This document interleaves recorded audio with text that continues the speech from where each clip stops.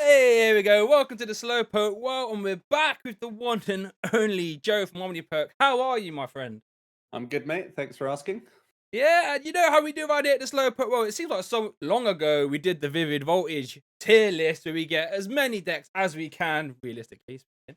Bang them in a tier list. A lot of speculation, a lot of hype, and it's just a good fun in it. Because as of recording, Battle Styles goes live tomorrow. So if you want to have the best intel on what's good and what to trade for, then this is the video. So sit down, get a drink, get your snack. Make sure it's not too high calorie though. You know what I mean? And we're gonna tear through some decks. So Joe, the first deck I've actually got lined up for us here is Baby Clowns. Now, there it is. Now, in my opinion, nothing's changed with Baby Clowns, right? I mean, it potentially gets more harder matchups the more VMAXs that are in format, if I had to guess. Is that a safe assessment? I think the phasing of tag teams moving more towards VMAXs makes the deck have more good hands and less time, basically. I don't think it'll change drastically. It's still easily been, I think it's like the fifth or sixth best deck for converting right now. And I think it pretty much stays around that area. I think it likes seeing potential new Corviknight or Bronzong variants, even like Aurora based Bronzong variants, you're kind of happy to see Yep. because they'll still be playing Zacian and at the very least, and probably some other metals type stuff that you can capitalize on. It's setup based, so you have time. Um, the only real adaptation is you probably add in Mew because Mm. you're worried about Urshifu otherwise. But that should be reasonable. I think you're kind of scared of Empoleon as well, actually, because you are really heavily Jirachi focused, and they could end up like actually killing you if they just Empoleon active in the opening turns. So you're kind of scared if there's a lot of Empoleon, but if it's only like a one count in some of the variants, it won't be a big deal. So it'll pretty much stay where it is, which I think is around that sort of tier 1 to 1.5 category, really, based on how consistent you think you can draw with it. No, that's fair. That's fair. Yeah, you're right. I didn't even think about the bench snipe, and that seems pretty rough. So I guess you would have to slam a Mew in, and that Empoleon that does seem rather disgusting. So Yeah, I mean, yeah, Welder variants won't enjoy that at all. I mean, the main Urshi list that will play a lot of Empoleon will be its own Welder variant. So that list won't be playing Marnies, probably won't be playing Stamps either. So it kind of counterbalances. But Empoleon in the active in the early turns can be quite nerve wracking for Blounds, which has only, the 4 or like 6 ball search outs in the early mm, stages to actually get things going. But yeah, that's the only real concern, I think. yeah. So I think hearing all that, I'm saying rather towards the top of a 1.5 jobby. How's that sound? That sounds quite reasonable. Seems good to me. Yeah. Yeah, it's a really solid deck. Um, Possibly it had a weird back and forth with Dragapult when Dragapult was first came out in Rebel Clash. Hmm. And Dragapult's probably coming back, so that back and forth might, show up again. Yeah. But I think Blounds was still very playable in that format, so probably not a huge issue. Yeah, it's one of those where, despite meta shifts, I guess like Pikarom to a certain extent we'll get to, where because the deck, the core is so good, sometimes you'll be able to fling away 85 range. It doesn't matter what's across the table. Yeah, you can win from that. So let's keep it moving then to one of the most hyped VMAXs I've ever seen from a set. Oh my lord! If you think about Battle Styles, you're thinking about Flapple VMax. Flapple VMax. Now, off the top of my head, I think there's what 3 250 minus 10 for each damage counter. I've seen it knocking about, Joe. I just had to talk about it. So, Joe, I mean, I think it might be one of the most useless VMAX that I've printed. Joe, what do you think? Yeah, that's a big old lol. I think you're playing it because it's funny, and there's no other reason to play it. If you really want to play a VMAX grass, you can play Delmise, and that's seeing 0 play. So that's pretty much a perfect indicator that this will be terrible. It's really weird, right? Because I saw someone on Twitter like, "Yo, someone did a tier, probably Little Dark Fury or something," and someone was like, "Yo, where's your Flapple VMAX?" I'm like, "Wait, what?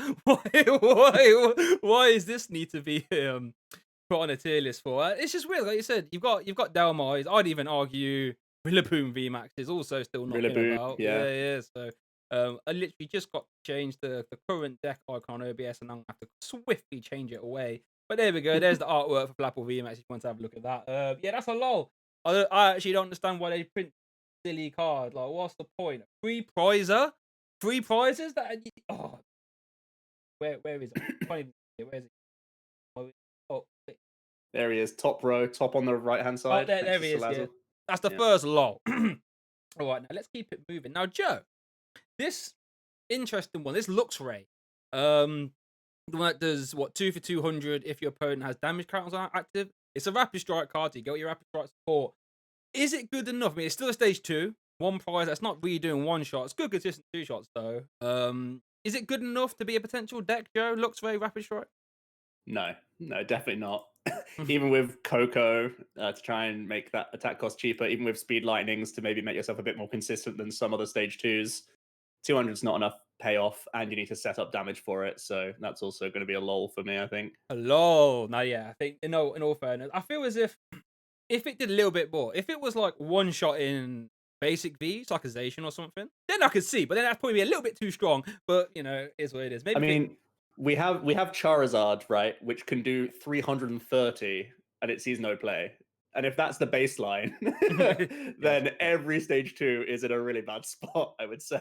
Yeah, this is true. If you're a stage 2, you better be doing something absolutely ridiculous. And for 2 attachments, 200 isn't quite. And worth noting, that will not work with that rapid strike energy, folks, because rapid strike only provides water and fighting. So you can't just attach that and away you go, unfortunately. If it was, maybe then I could be a bit more open to it, which seems like a little bit of oversight. Yeah, is what it is. Until then, you're a loller. Right, speaking of, well, escape ropes in this set.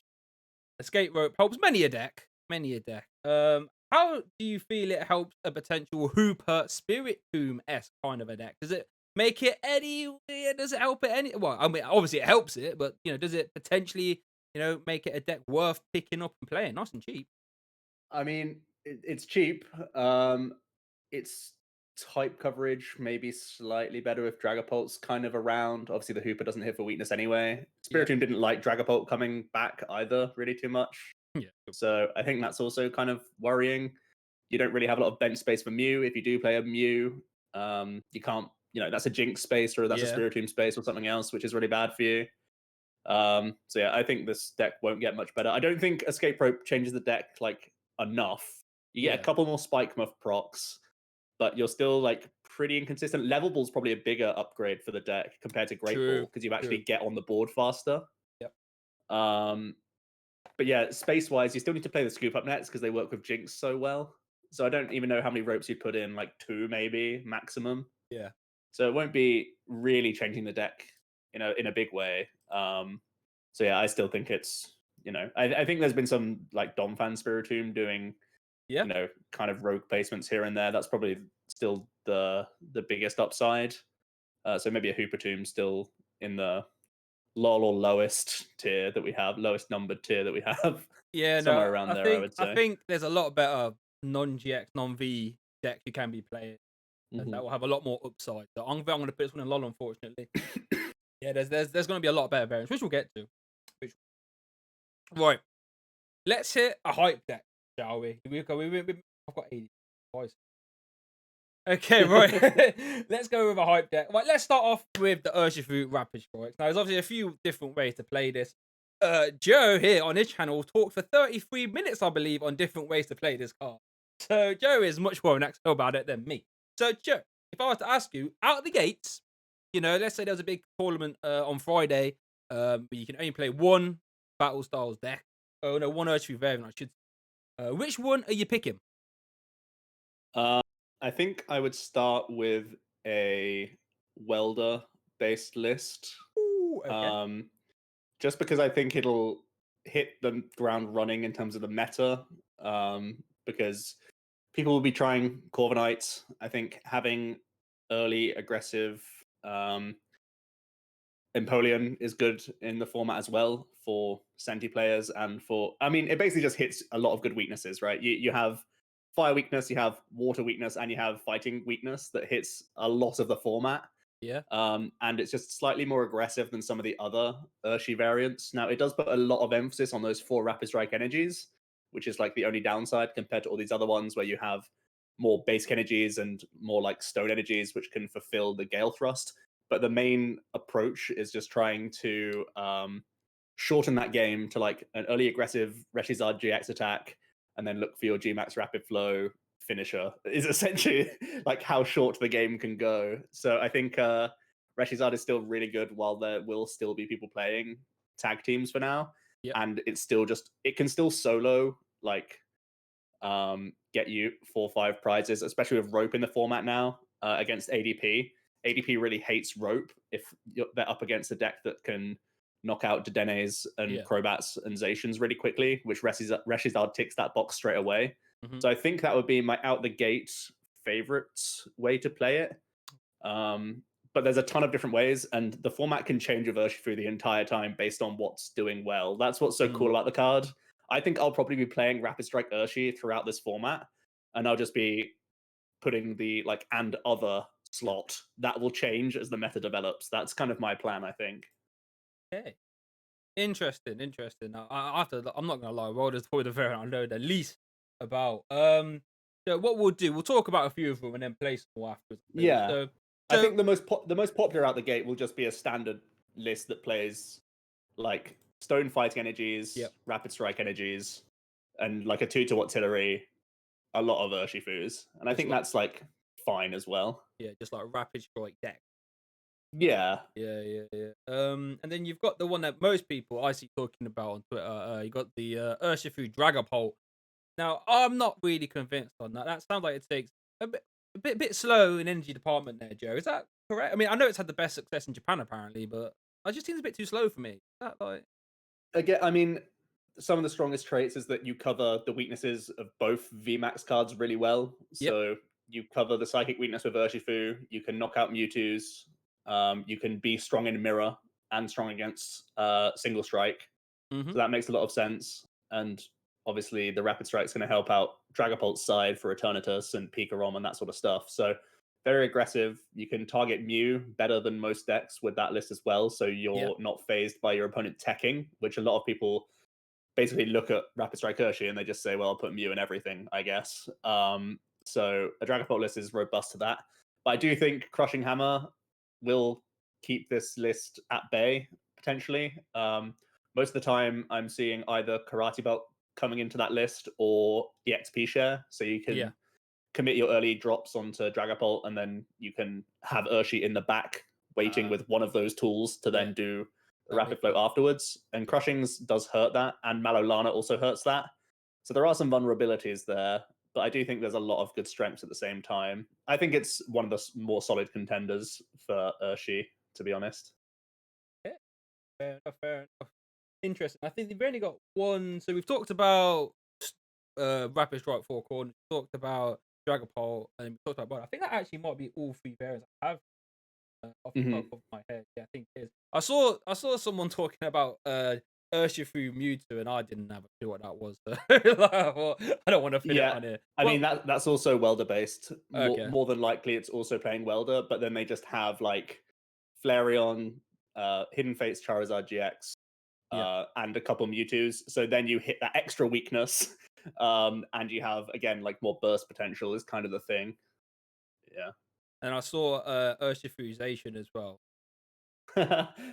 I really like that deck as well, but that's just because I'm a Zacian fanboy. So we know Zacian's bonkers, and having a follow-up that can finish things off more efficiently. Yeah. Like if anyone's been playing, I don't know if you played much Turbo Zacian since the Rusty Sword came out, but the thing that you always struggle with is that you can't always chain the Zacian. Either you're relying on coin flips of the turbo patches, or you're just relying on hitting a ton of Saucer. So having a 1 energy Urshifu, even just the fact that you can attach the Rapid Strike just for a Gale Thrust to buy yourself breathing room, you've done a 220 hit, then you've just finished them off with the Gale Thrust, and then you're sat with a 300 hit point Pokemon in the active that with a Gust you can knock out Dedenne and their 1 prizer, and you've won the game. So it's like it sets up really nicely into 3 prize matchups. Okay. Yeah, I can so see that. That's just solid. I mean, I'll just throw it out. I think like most Urshifu variants go around the 1.5 to 1 tier. And then when we find the best, I'm certain that the best of those probably jumps into that, starts creeping into S tier, I think. That seems like a pretty fair assessment to me, in all honesty. I can't see him being tier 2 out the gate. I think 1.5, and then like you said, when we find the correct partner. Depend. I mean, there are some annoying techs. You know, it's annoying that Urshifu has to play Jirachi at the gate. It's annoying that you have to play tons of boss so you can deal with their Mew if they're hitting the scenes early. There's some things that can challenge the deck for sure. But I think a lot of them are going to be sound, and then it's like pick your poison in terms of the metagame and what other decks around that are around the top. So yeah, I rate it like really highly. But yeah, that's cool. So what I've done, I've put Dragapult in 1, I've put Welder in 1, and I've put Octillery version as a 1.5, just because I feel as if that might not be on the same power level as the other two, but I feel as if it might be more consistent, not having to like. It's definitely the most consistent, and it's stamp proofs because Octillery can grab you Karina, which can get you game. Because a lot of the time you don't need boss for game, you just need Rapid Strike energy for game. So Octillery can search that, or it can search you Karina if you need to go digging for like Great Catcher, something like that. Yeah. So it's one of the most robust lists, and it obviously it's so focused on Urshifu that it's gonna do really well in that list, but it just doesn't have all the bases covered. Like you'll lose to Decidueye, and you'll be more vulnerable to psychic decks and that sort of thing. So that's the worry. It's gonna be it's gonna be an expensive card to get open. Let me tell you. But it's gonna be fun. It's gonna be fun for sure. It reminds me of, I think I said this on the Pittsburgh podcast. I was like, it reminds me a little bit of like Zoropod, where it's just that sort of, it's gonna keep going through 150, 150. And it's just got, but this has more tricks, but the downside is you haven't got trade on. But that's what it sort of reminds me of, a Glisopod type deck. And yeah, I mean, Glisopod was an awfully good card. Yeah. Got second at Worlds, I believe, didn't it? It lost to Gardevoir, right? I think, off my head. Second at Worlds. Yeah. So, and it won a ton of internationals. Yeah. Yeah, it did. That was a really efficient card, that, and efficiency is rather good in the T. But let's say arguably move off a little bit of not consistency. We'll move off efficiency, and we'll go. Let's just match them up. We've got Single Strike next. Like I said, I've been on the Pittsburgh podcast. I absolutely threw my weight around in regards to Single Strike. I am a big fan. You know what I mean? If you can just eject something in one hit, it doesn't matter what they're doing. Just get out of my face. I like the scroll. Good little intermediary. A lot more setting up though. A lot more. Joe, have you been playing much Single Strike? And how do you feel Pretty about good it? amount of it at this point. I think setup is the main barrier to entry for the deck. Mm-hmm. I think it's one of the highest in terms of power level and what it can do. But at the same time, there's a lot of times where you're passing or you're beating down for 100 and it's really bad. So I have it around tier 2. I think there's enough 3 prize decks in the format that it can compete quite well against them. I think it's also good into a number of the Rapid Strike variants. Yeah. Especially the ones with a lower damage cap, because you really take advantage of the scroll in those matchups. So I personally have it around 2. If you want to bump up to 1.5 because the high rolls are really high, I can see that as well. It also gets caught in the crossfire of all of the psychic hate that the Rapid Strike will get. So yeah, that's the only downside. It's not like they live together and die together, but it's like if Rapid Strike actually becomes public enemy number 1, that can only be a bad thing for Single Strike, I would say. Yeah. Well, 100% correct. I just love it so much. I just love it's just such an insult. All you have to do is just have one energy and a squall, and it's like, go on then, do something. Like Houndooms give you so much burst. I don't know if many lists. I mean, I'm still rocking Rose from the first time I was playing it. And I think I will continue. Just because you can just spring stuff out of nowhere and like poof, you know what I mean? So I'm a fan. It does live or die by those Houndooms though. Even if you are playing Rose, because if you want to start taking those big one shots, you're gonna have to get those strong energies down, or play stuff like Dojo, which and you'd rather be seeing the extra 2 cards at Scorched Earth type stadium. So but yeah, when the combo comes together, you can just eject VMAXs in one hit, and there's not a lot of, I don't think there's any VMAXs that can actually truly say that. So will it happen that often? We will see. But until then, I'll put it in one. Too much, and that will be the first deck profile you see for my channel. And hopefully I'll be ejecting some Rapid Strike fools along the way. I'm a fan. I'm a fan. Now, here's one. We'll stay in a single strike for now. Because I saw this on Zapdos' tier list. And I had this sort of feeling, but I don't know if it's going to be good enough. We're going to talk about Tyranitar V solo. So we're talking like, Houndoom's single strike energy. Because it's the attack. Because I don't know, there's 4 for 240. It discards top 4 cards of your deck, which is absolutely diabolical. I don't know why they're giving an attack like that for. Sort that out. Well, I mean, you can't. But 240 is a decent breakpoint number, right? It's only 30 less, funnily enough, than what the VMAX does. Single strike VMAX. So, with a little bit more damage mods, maybe you can play like a Mustard Ember, maybe. That's probably a bit too crazy. But, what I'm saying is like, that's a good number to hit from a 2-prizer. I mean, it's only 1 to 10 more than Zacian. 1 extra energy. So, Joe, do you feel as if there's any spot in the meta for Tyranitar? I initially thought there might have been. I think absolutely zero chance if Crushing Hammers are still as playable as they are right now. Like, zero chance if Crushing Hammer, like if Pikarom still stays around, and if Eternatus or Dragapult are playing hammers, those sorts of things. Yep. Certainly not. If tag teams are still fine, Tyranitar's pretty happy with that. If there's going to be like Mewtwo variants of Bronzong, if there's going to be, Pikarom goes to a Mewtwo build instead of just like falling out of favor and then has more sort of toolboxy attackers, you're really happy to see that start happening.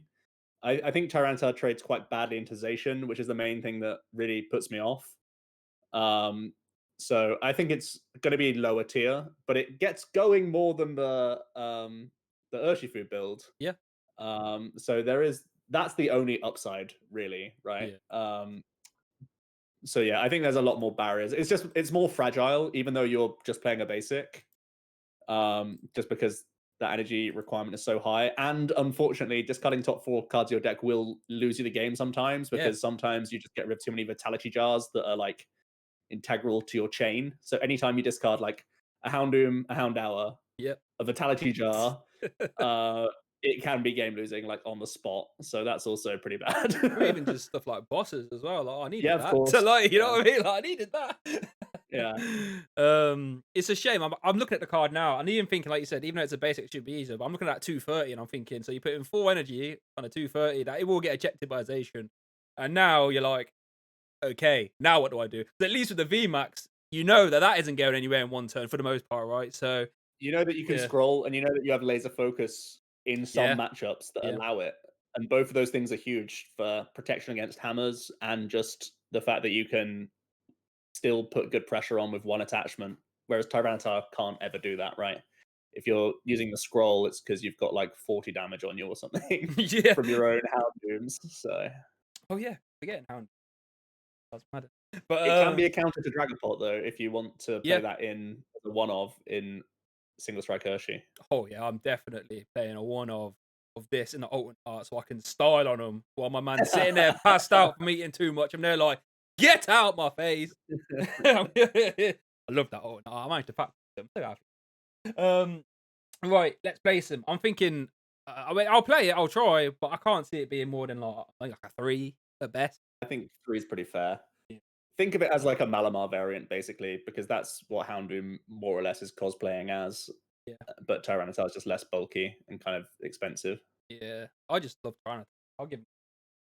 When I first saw the card, though, I thought it was discard the top 4 cards of your opponent's deck. I was like, oh, okay, this is a gangster card, yo! Yeah. And then, like, I think I checked back and I think it got translated. It got translated first. I was like, oh, your deck? I was like, hold on, what? Jesus. Yeah, that was sad. That was sad time. Sad time. Let's keep it moving with some of these battle styles decks. Let's go. Corviknight. So I got Corviknight VMAX here. So this is sort of like a Luke Metal Bronzong type build, but I've actually played against Joe. I'll try and leave a link in the description if I can. Corviknight VMAX is a good card. Brave Blade, free retreat, decent ability. These are all important things. But it's a stage 1 essentially, in like an all basic deck. Well, that always used to be all basic. Do you feel as if Corviknight VMAX is good enough to warrant in a Luke Metal based type deck? I think it gives a tanking metal deck the best chance against fire decks that we've seen so far. I think that's the only real Achilles heel of Zacian Luke Metal. I think his matchup spread is normally around that like 40 to 60% bracket, and then like 30% against the fire decks. But now Corviknight has extra bulk, and they can't just take a Giratina into their deck to strip Yeah. away a coating metal. So I think you can bring that matchup much, much closer, especially because this is far more aggressive than just trying to play Zamazenta and Hope. This deck plays way better tempo because you can go straight from a Luke Metal GX to be attacking the next turn, whereas normal Luke Metal has to really hot draw to go from GX into Brave Blade, whereas this deck just does it so easily thanks to Bronzong. And then you're not losing a chain of Brave Blade either because you're going between a free retreater of Corviknight and then stripping them back onto Zacian and stuff. So I think it's a really nice hybrid. I think it probably overtakes Luke Metal as an archetype. So I think it's a tier 1 deck. I prefer the archetype where it plays like thick Zacian and a 2/2 Corviknight. Yeah. I think you'll have a lot less success if you play thick Corviknight with like 1 or 2 Zacian for the early game, because you still need that draw in the opening turns. And you probably want a Brave Blade first anyway, or you probably want a GX first, regardless, just because that's just still very, very good. So essentially, you take away Zamazenta, or you just play one Zamazenta maybe, and you play Corviknight to be an even bigger, bulkier dude that can tank all sorts of things, not just like pray they don't have a counter if they're playing a VMAX deck. And you have just way more tempo than you used to. So I think it's a really solid tier 1 deck. Yeah, I've been impressed with my Corviknight. But yeah, I think 2/2 seems solid. I wouldn't go any crazier. But those Shovel, is it Shovel? Translated as Shovel? Yeah. Yeah. Shovel with this thing. Oh my lord, that's an insult. That is an insult. You just move all those energies off onto your Luke Metalization, heal up, put them straight back up. And it's got a free retreat as well. Woo! That's a good card. There's sometimes Pokemon you can just tell they want some card to be good. This is one of them. Like, it might not be the most glamorous. It might be doing 1 for 150 or 120 snipe in 2 places, but hey, sometimes it's not all about being glamorous. It's about just doing some good, consistent damage. So, It just fits the deck so well for what it's trying to achieve. It's just a perfect fit, really, for the deck. yeah, cool. Now, you mentioned that you think this overtakes Luke Metal. So, with that being said, if we've got Corviknight in a tier 1, that's where I'll put it right now. Where would you put like the standard Luke Metal then? I would drop it down to 1.5. I still feel like it's very sound, but I think the emergence of potentially a Victini VMAX deck is quite bad for you. I think if there's going to be welding Urshis and welding Mewtwo's, which there's been more welder-based Mewtwo's coming up recently, or there'll just be more Mewtwo in general. So if any of them are playing welder, that's also bad for you. So I think there's just more red in the format. And I think you're actually quite bad into the Corviknight matchup as well, which is kind of rough. You're bad into the single strike because you can wall break through Zamazenta. And your math still just goes over the top of all their reductions a lot of the time. And Zacian hitting you is just like so funny when you have the scroll attached, right? It's like it's like the best Pokemon that can be hitting into your face because you just know that you kill them back, right? For 1 energy. Yeah. So that's really bad for a deck that's trying to contain damage. Single strike just literally wipes it aside, essentially. So yeah, I think that's kind of rough for a straight Luke Metal, but Luke Metal will be a 1/2 of in Corviknight probably, and we'll still be seeing that GX attack. It'll just have like a bigger late game now, I think. Luke Metal, it'll always hang around. Yeah, it's still safe. While we talk about the Metal VMAXs, now, it's actually a deck that I'm not going to lie, stole from Joe 100%. It was called Aegislash. Really like that deck. I loaded it a few times in the PoP League. One of my favorite decks to play in events. But now I feel as if Corviknight kind of makes it irrelevant. Is that a fair assessment, Joe? I'd say so. I mean, you could try some Bronzong stuff, where you make it like instead of just playing a defensive tanky Corviknight, you can play Zacian Bronzong Aegislash, and that can be the late game guy. Yeah. Because his damage output gets good late game. But I would say Corviknight's probably just the better option at this point. So it's getting more and more obscure. And any of those sort of Pokedoll, Snorlax, and just wait sort of decks are threatened by Escape Rope. And also Luke Metal is threatened by Escape Rope in the format because all of these decks are trying to buy turns behind Dolls. And the rope is a rude awakening for those sorts of approaches because it's essentially more bosses, especially in the early game where you only have one Snorlax and like one guy down, or you only have one doll in play. That's like horrific for you. So that's also a low-key nerf to the sort of VMAX plus Snorlax dolls packages that we've seen a lot of already. Or even just what was I gonna say? Even the rapid flow, right? Just let me just get around that Snorlax for a set, mate. Have that Yeah, 120 and have that 120 as well. You're like, oh, now I have to get Aegislash in the active and then Malolana, so I'm not seeing cards this turn, and it's like, oh, okay, yeah, that does sound a bit awkward. So I think the tiering 3 is that too mean? Do you think for Aegislash? I think Jury's fine. Yeah, You've got a Zacian core, but I just feel as if there's but better. yeah, still just worse. Yeah. Or if you're playing the doll core, yeah, it's pretty yikes. Right now, you mentioned a little bit Victini VMAX. Now, I've got like this big to do list. Let me tell you, Victini is really high up there. The more I've been thinking, I've been at work and thinking, yo, this Victini is pretty silly. So many different ways to play it. 2 energy, probably the most efficient 2 energy attack, provided you hit into a VMAX. It does what V I should say, 240 I believe if they're a V. 220. 220 I should say. You know, you get to use the evolving Victini V from Sword and Shield base. Extremely good card in its own right. Victini VMAX ticks a lot of my boxes. We'll put it that way. Does it tick a lot of yours though, Joe? That's the question.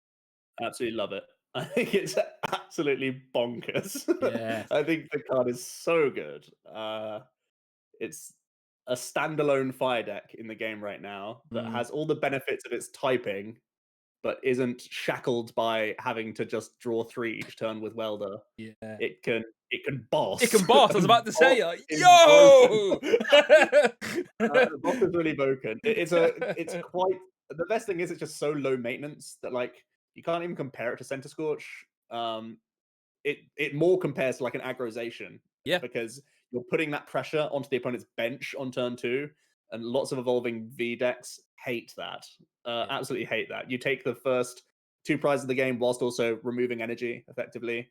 A lot of the time, they're early game attachments and that sort of thing. So, and at the same time, it's reasonable going second because you can just play 1 Volk, you can play Reshizard, and you can then just go for almost like a Centiskorch plan where as the meta's developed for Senti, they've also added in a Reshizard a lot of the time, just because Reshizard is still good into a lot of decks for that early tempo where you just Volk onto that instead. And then again, when you have Escape Rope and Boss, you can just be pushing stuff out the way and bopping them with Reshi early for really high tempo prizes, Yeah. knowing that you can't really get stamped out of the game when all you need is an energy for game. Whereas like Centiskorch always needs to find the next welder, the next welder, the next welder. Whereas this deck can flexibly use Welder for some burst damage and for some tempo, but it can afford to research. It can afford to Yeah. boss, and that's so nutty. I think I think it's better than Centiskorch, which is a tier 1 deck for sure. Yeah. It's probably like the 3rd or 4th best deck in the game right now. So yeah, that I really respect Victini like massively. A lot Yeah. of people say it's just a post rotation thing, but I think it's good enough pre-row. Yeah. I 100% agree. Being able to just cheat your opponent, like, but Joe, I remember I was playing you and I was playing Koko, right? And you were going first, just like Victini energy pass, and you're like, oh wait a minute, that is a big problem because Yeah, yeah, if you have to get down 2 of your evolving V's now, if you want to try and stay in this game, whichever one you attach energy to, you have to assume that Victini VMAX will target that. So now you have to spend 2 quick balls to get down your evolving V's. You have to lose an energy, and like, it's rough. It's rough out there. And like I said, this is too efficient. 2 for 240. Come on now. That is silly. Um 220. 220, sorry, I don't know why I keep saying that. 220. 220. Yeah, still silly though. Like, It's still really good. this will Yes. be the card I'm first trading for. Because let me tell you, fellas, let me into a little secret. This card is only gonna go up. This card will this on TCGO, this is gonna get silly expensive. I'm getting mine straight away tomorrow. Gordon. I'll put it in tier 1. More fair. Yeah, that's I like it there. I think yeah. it belongs there at least, to Yeah, be like honest. this deck is gonna be really, really just silly. Just so like the amount of pressure. It can splash in Mewtwo if it wants to as well for better Urshifu matchups True. because you're playing Yeah. Welder. So Playing card. you can even Grinch people with Mewtwo Reshizard combo. Yeah. Like the amount of options you can play. Because it's fire type. You got like Ninetales if you want, Volcarona if you want, Mewtwo. You can actually play boss like we said. Like it's. I am really excited for Victini VMAX. Honestly, people don't realize how broken boss is in fire Yeah. because like we just haven't been able to so much. Like Centiskorch bossing on like turn 2 is doing like 120 and who cares? Yeah. But now it's like yeah, big deal. Big deal. Yeah. Giant Bomb, EXP share. There's so many different options. Like, woo! I can't wait. I cannot wait. 2 energy, guys. Yo! Can't tell you how excited I am for that. Ooh. Let's keep it. Let's keep it with the fire type. Centiskorch. Now, in my opinion, I'm sure, like Cashman, you will disagree with me, but I don't know, maybe you won't. But I don't see a reason to play Centiskorch with VT in the form. The amount of energy Centiskorch needs to reach over top of this, I just don't see why. Joe, is there a reason? I mean, there probably is a reason to play it not post rotation, but post battle styles. But I'm struggling to see it. Joe, is there why? Why would you play Centiskorch? I think it's okay into a number of Rapid Strike Urshifu variants, just because their damage cap is so low that the Centiskorch grows and grows and grows and becomes a huge problem. Okay. So I think that's one of the biggest things going for it. I think it probably needs to. I know there's been the debate of like the one-off supporter, if it's Birdkeeper, if it's Research, if it's Malolana, or like something else. And I think Malolana becomes the definite just because of Rapid Strike. Yeah. And that becomes a really important one of in the deck that you could try and reuse as well with Eldegoss. But yeah, I mean, it's still going to be solid into ADP. You appreciate less Eternatus in the format. Yeah. You are fine with any new Corviknight and a lot of the Bronzong variants. If they're Aurora based, yes, Milotic will cheese you at times, but that's about it. I do think that Victini will be a really hard matchup that a lot of people aren't like foreseeing because Centiskorch going first, Victini will beat you. Centiskorch going second, if they boss you, you will also lose. Like no matter what. Because Victini is so much better playing both sides, first and second, it will beat you a lot of the time, I think. And it's more consistent than Centiskorch every time as well. So and one bad thing about Senti into the Rapid Strike Urshi matchup is that you oftentimes will want to go first as well. Because if you do the normal Heatram game plan, you give them that easy 1 prize, which means they only need to kill a VMAX and a Crobat or Dedenne or whatever, which makes it really easy for their prize map. So it's actually difficult to play Centiskorch into this meta blind. If you know you're going into an Urshifu in like a game 2 or 3 situation, you can force them to go second, which is going to be better for you. But Centiskorch hasn't really had to do that before. So it's a really weird time for Senti. I think it's getting worse, but it does enjoy Eterna going, I would say. So I would still keep it around 1.5, probably. Because it's established itself as one of the stronger decks in the format. It also hasn't had to deal with much weakness in the game just yet. But with Empoleon coming in, that is a little bit dodgy. So there's pros and cons to it. I think it will stay more or less similar, but I think the hype train should move off the big snake and move on to Victini instead. I'm not a fan. I've never actually been to a fan. I'm definitely not. I've been a hater of Senti for a while. I just attacking these 4+. That's I'm not a technical player like Joey. You know what I mean? I just look at a card. That's good. That's bad. And if I'm putting 5 energy on something, I'm keeping it moving. Ain't happening. I've actually got a green Senti here, so I'll quickly bash that out. Is there a reason to play green Senti? I haven't seen that pop at all. Bash that out, shit. Let's get rid of that. You know me. You know I like my greens. You know that. I'll find one. I'll find one in Battlestar. Just see. I'll be the first greens Battlestar. Here I am, guys. I've put my greens. I don't know. Flapple. Right, let's keep it moving. What here? Okay. Inteleon. Now, this is a deck I wish was better, because I enjoy playing Inteleon VMAX so much. But one thing that really worries me is that if everyone's, going Mew this, Mew that, and you're getting caught in that Mew fire really badly. Joe, Inteleon VMAX, does it get worse? Stay the same? I mean, if Pikarom dips a little bit, then maybe, that gives you an opening, I guess. That's the hope. That's the same hope we had in Vivid Voltage meta, actually, because Yeah. we said Colossal's coming out. Maybe it's time that Pikarom starts to see less play, and the window opens for Inteleon. Well, Pikarom is actually currently seeing a lot less play in online tournaments. It's gone down from like that 15% play down to like a 7% play, and Inteleon's been doing like no better. I think Mm, it's still kind of risky to play Inteleon right now, but I think Pikarom probably won't go below 5% of play, I still think. yeah. I think it's still got enough of a core with Mewtwo and with Crushing Hammer against even the Urshifu variants that will still be a relevant deck, which is still bad for Inteleon. And Inteleon's high roll based, which is Yeah. kind of bad. The biggest upside for Inteleon, I think, is that you get level ball.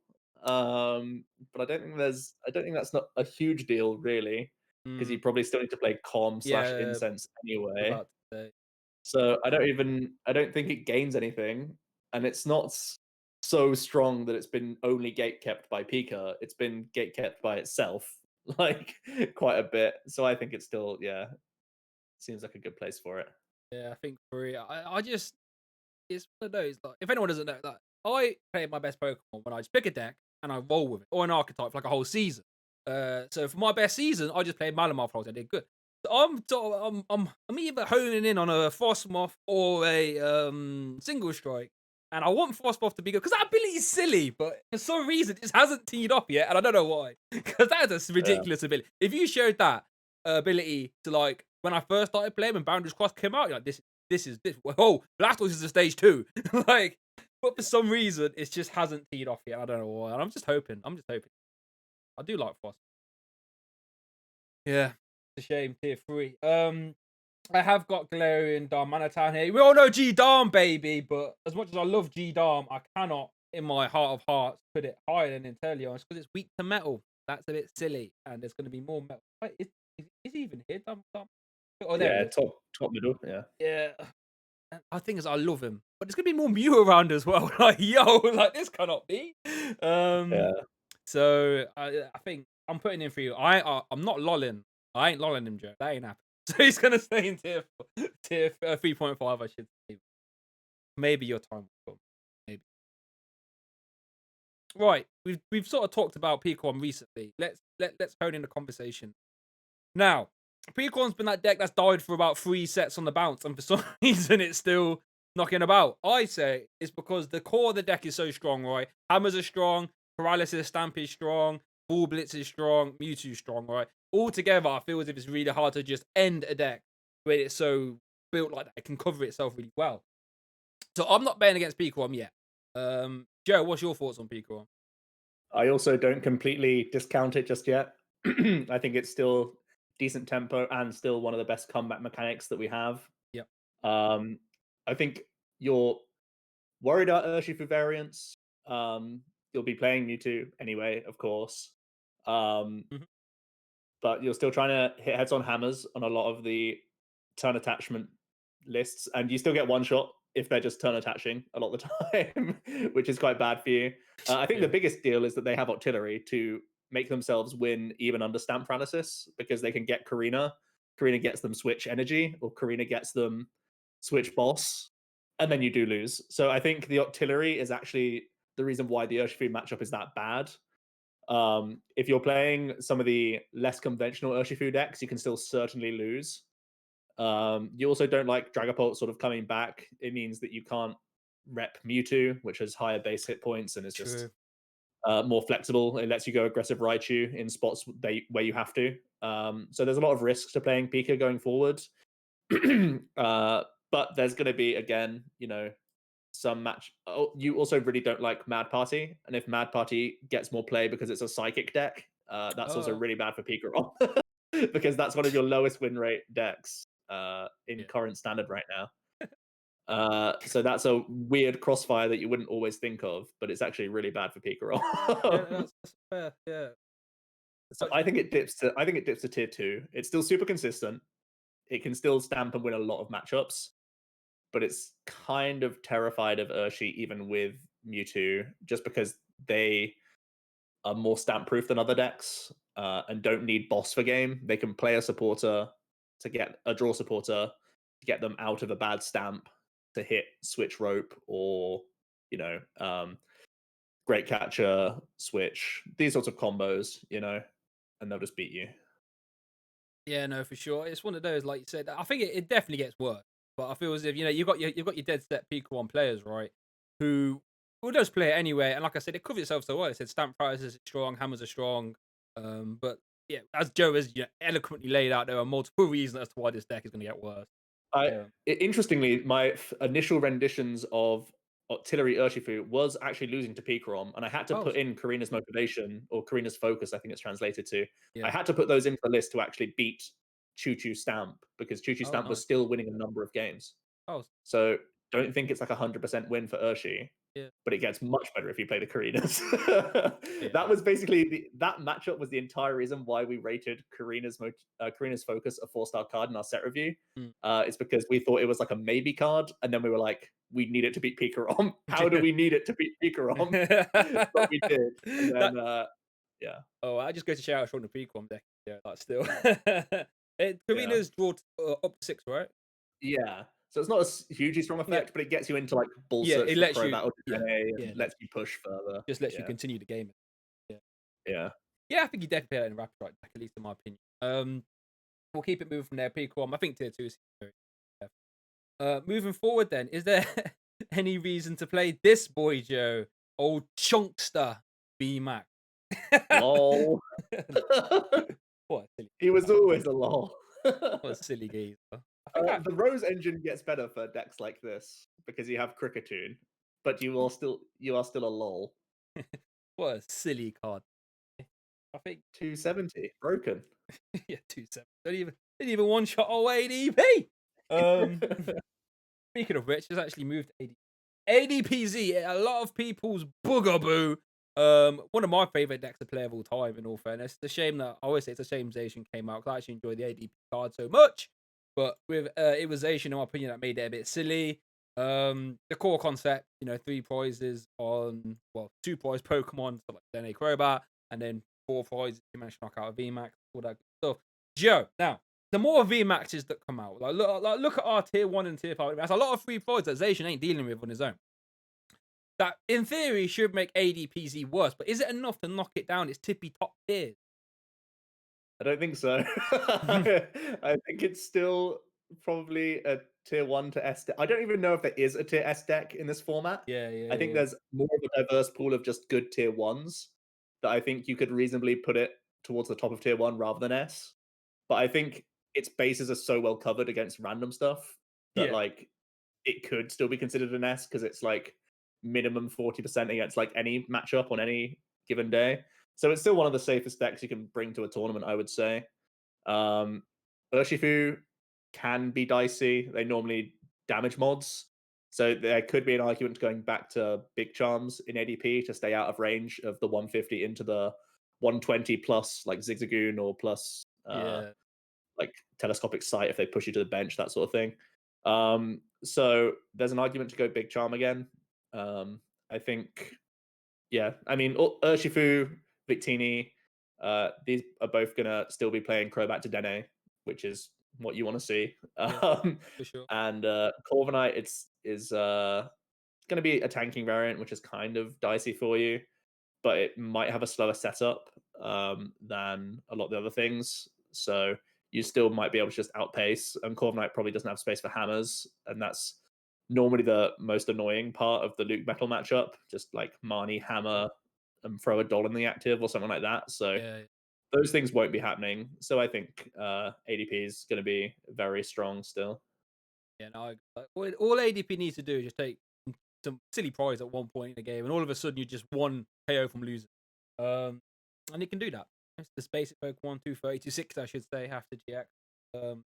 It's one of those where if you think ADP is getting written off, then you're a silly geezer. Like I've played this game long enough now. Like it's a basic that does 260. Yeah, let's keep it moving. It's still gonna be good, and it will take 3 prizes off your bench. Like I said, if this gets one knockout, one C knockout at the start of the game, all of a sudden, if they knock out that VMAX, I lose, and that's all it needs to do.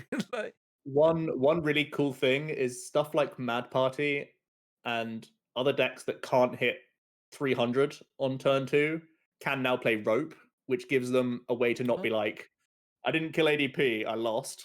Yeah. Like mathematically can't win. Yeah. So all these decks can now just put in Ropes and be like, well, I can reach 220 or I can reach 160.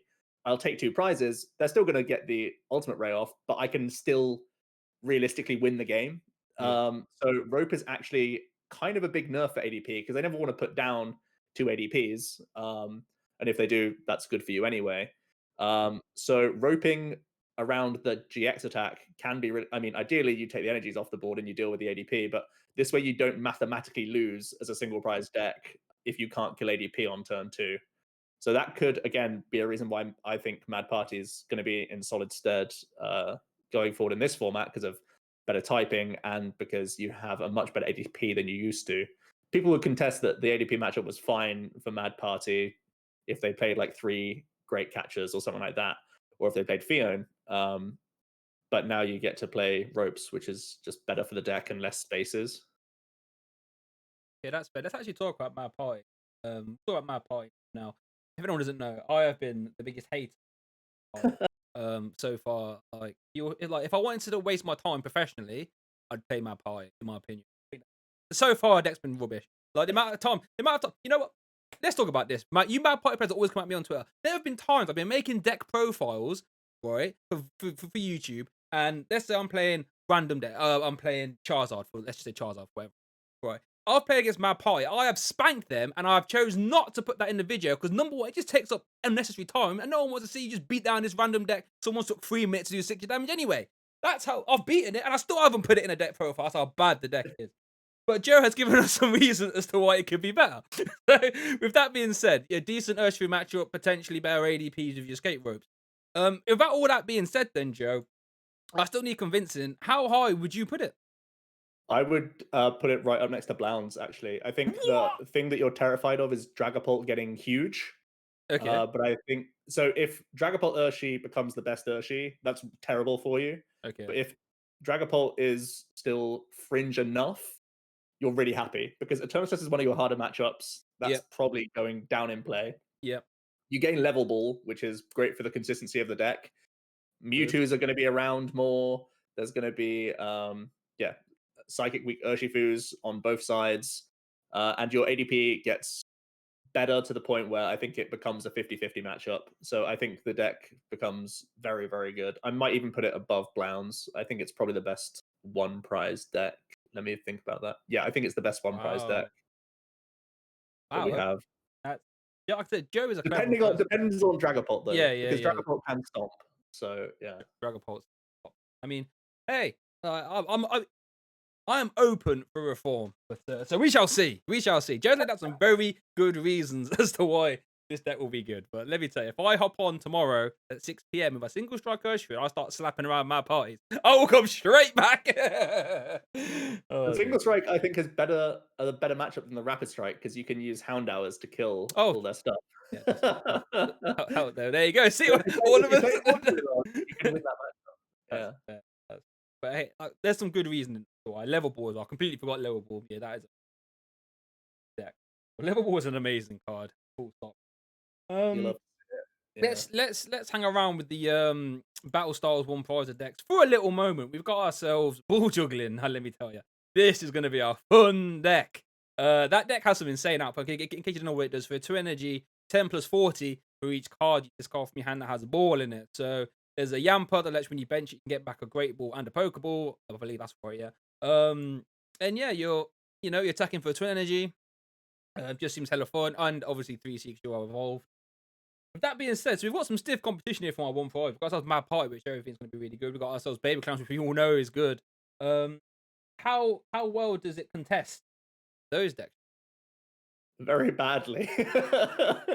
I think, I think it's far worse than Baby Clowns. I would put it around 3.5. 3.5. Wow. Why is it that low? Just because it's stage 1 and it needs a twin, or? Yeah, I mean, also just like board space being filled with Yampers means you don't have much space for other Pokemon, or you're committing to board space to having like Zacian and Oricorio in play like you would with Blounds. But we've seen Blounds has converted, right? They've gone, well, a lot of the time they've gone away from straight Blounds, where you can sit in Sword and you can sit in Oricorio to make the 10 card hands and then have the big one-hit KOs. Yep. They've gone towards Tempo Cram, Tempo Zard Yep. with like a one-turn bop option. So just sitting with Mr. Rime and passing just isn't good enough anymore in what's still probably going to be a Marnie meta. And you have more pieces every single turn. And weirdly, you're in this weird power struggle where you need to spend your ball search cards to find your Pokemon in the first place, or maintain your attackers, that then loses your damage output, that then like makes you lose the game. So that's also really bad. And relying on like Ball Guy as your supporter for damage output as well as consistency also can be quite awkward. So yeah, I think it's going to be Mimi Rogue stuff that Centiskorch and Victini will hate to see, but other than that, I think it's going to have a bad time. That'll be the Slowpoke World deck profile. We'll be a one gamer and we match Centi. Like, oh, there we go. The deck's broken, I promise, guys. I'm a quarter on now. That's it, there we go. Oh, they flipped over a red card. Record. Welcome, guys, to Slowpoke World. Nah, in all fairness, it's a shame. It's a shame. Like when you lay it all out there, it's got a lot. And Persephone is a crazy deck. Well, we mentioned a little bit there, the Tempo Zard or Persephone. I don't know why people hated Tempo Zard so much. I don't know why you people on Twitter just look at the phone. Oh, the deck's not called Tempo Zard, it's Persephone. What does it matter? Oh dear. Anyway, let me get back on topic. So Tempo Zard, Persephone, whatever it's called. The sort of I just call it cheeky Welder. You just or opportunist Welder. You're just taking prizes as and when you can. How does that fare, Joe? I mean, I'll be honest. When we were talking about baby Blounds, that's how I envisioned it, because I think that's the way Blounds is basically, where they play like 2/3 Blounds, 2 Cram, 1 to 2 Zard. Yeah. I put, if you're talking about straight Blounds, I'd put it a tier lower, because you don't have time to just sit and chill anymore, I don't think, in a lot of matchups. Okay. So I think Persephone or Tempo Zard is the best way to play that type of deck. Okay, that's fair. So yeah, I just assumed that was the way, because I think that's probably the most popular variant at the moment. No. And I prefer it being called Tempo Zard, because basically since Players Cup 2, since Hugo Leperrier sort of popularized that build, I've basically been calling it Tempo Zard since then. I'm not gonna lie, Joe. You were the first person to put a video off, and it was Tempo Zard. You started this, apparently. Yeah, I mean, it's officially called Tempo Zard, right? Because I, in theory, made it. Yeah, but people made it much better and then called it their own thing, which is fine. Well, I remember seeing that. Why is it called Tempo Zard? Why do you care? Like, why does it matter? Like, honestly, you guys, man, you can tell it's a lockdown. People got too much time. Tempo is a mindset, basically. All I was talking about was the mindset change of being like, let's not sit and chill with Blounds. Let's just smack while we can with Blounds. That was the main theory. I mean, I called Darmanitan G-Dom. You're gonna come at me now as well. Right, let's keep it moving. Let's go for another one prize deck.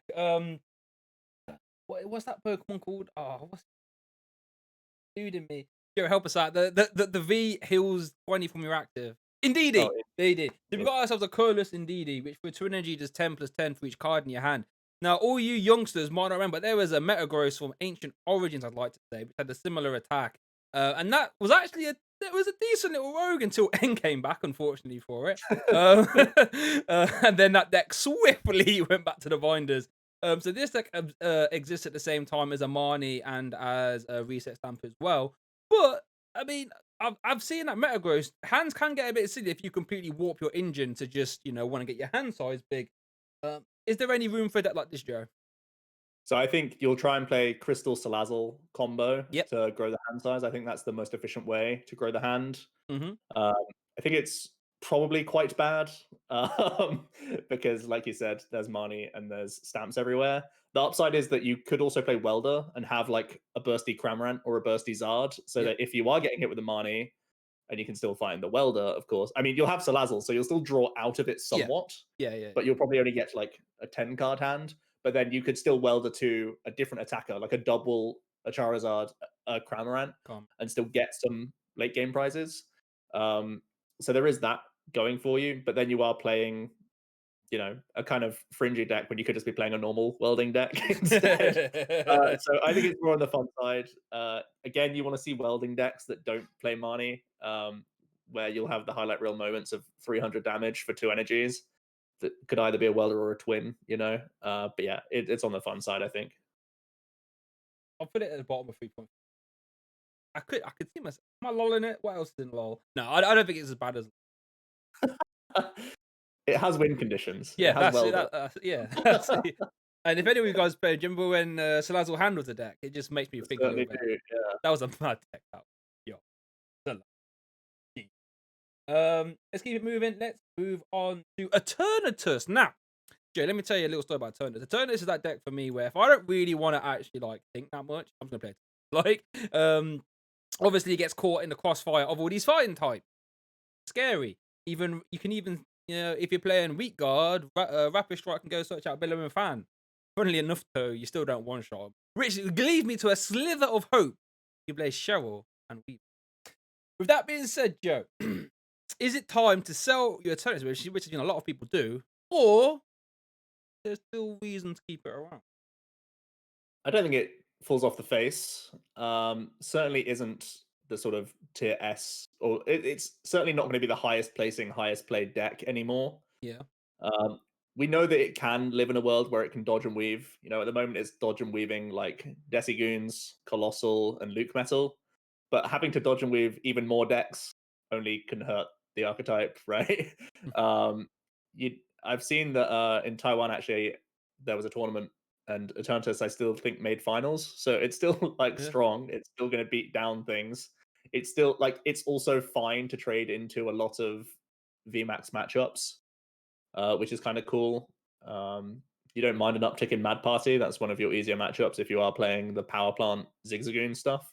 Yeah. And you could weight your deck further back towards Zigzagoon. We've seen it go down to like a 2 count recently, but you could up it again just because of Mad Party to swing that matchup just even more. So there's going to be a way for Eterna to still be fine. I kind of feel Pikarom-esque about it, but I think Yeah. it stays probably maybe even more relevant. If Dragapult again, if it becomes a split deck with Urshifu, it's kind of yikes. But if Dragapult becomes just its own archetype with like hammers and stuff, I think it stays around 1.5, kind of low 1.5 probably is Yeah. where I'd put it. Yeah, that's what I feel. It's just too inherently strong. 272 is just good enough to where, like, Rapid Strike doesn't even one shot Gale for. There's going to be games where you even cheese that match just because you can, like, go nuts with it. Yeah, stage 1, 340 HP, there's 270 for 2. Still going to be strong, guys. Let's not get it silly. Don't be silly now. Don't be silly. Still a silly card. So, yeah, I'm a fan. We spoke a little bit about Dragapult in bits and drabs. Again, this was a deck that people sold all their stuff for. You might need them back again. So is Dragapult picking off these fighting type decks a reason to play a straight Dragapult deck? Yeah. I think Eternatus really does need to fall off the face if you want to play straight Pult, which I don't foresee happening too much. I think straight Pult in Rebel meta, in Darkness Ablaze meta, even without Eternatus, would still struggle against Senti. It would still Yep. struggle. I mean, it was only average against ADP, so there's still some weaknesses there. I'd probably put this around 2.5. I think it's going to be better with Urshifu than just solo or with, the Clefable or with the Lycanroc partners. So I think Oh around yeah. 2.5 is kind of the place to be, because it's not like it only loses to Eterna, right? Like Centiskorch was almost as bad of a matchup as Eternatus was in terms of Yeah. the matchup No, spread. that's You were fair. also terrible into Luke Metal. You were terrible into like Roweggs, anything that can heal. So Dragapult also gets hurt if everyone's adding in the Malolanas just for Rapid Strike, right? So And you got the that's also Cheryl kind of stuff bad to worry for you. about as well. And any Corviknight, Cheryl stuff. Can you imagine that as an insult? Like, You've Psych Phantom twice, and they're like, yeah, let me just Cheryl. Like, oh, that's something that they can do. yeah, like Goggles Bronzong, like great. You ain't even touching it. yeah. That's just an insult. So yeah, I'm not a fan. Like, you got Victini VMAX guys with a 200 220. Don't worry about this shenanigans. Go play something fun for 200. You know what I mean? Like, I never enjoyed playing Dragapult. It was just like, oh, I need them to like not pop off, and you know what I mean? Like, I need this hammer to be heads. Ooh. No, I want to chill with someone. Speaking of decks, I want to chill with. I don't feel as if you can never really chill with Orbeetle. Now that there's so much better spread options in the format with like your Urshifu, you know, all this. Is there any reason to revisit Orbeetle? I mean, it's never really been like an awful deck, has it? But I've always said it's not a deck you ever get easy wins with either. How do you feel? Yeah, I think it likes more switch outs with rope. I think Yep, it likes Cheryl, obviously, is a big card for the deck. You could yep. try and get mass heal effects if they're trying to set up damage. You can play Guzhala Karate Belt combo with like a 1/1 or a 2/2 Urshifu Oh, to okay. actually have some finishing plays where you know, Gmax Rapid Flow, the two things that have the most energy on them, you know, or Yeah, you're finishing off things more aggressively. So it's almost like you're targeting that spread from Eerie Beam throughout the game a little bit more. yep. So that's exciting. I think you're worried about a heavy boss Victini VMAX deck, definitely. I think you're worried about rope cheesing the early Snorlax like defensive options or cheesing the when you only get $1 into play and they're actually taking meaningful prizes against you. I think that's a little bit worrying.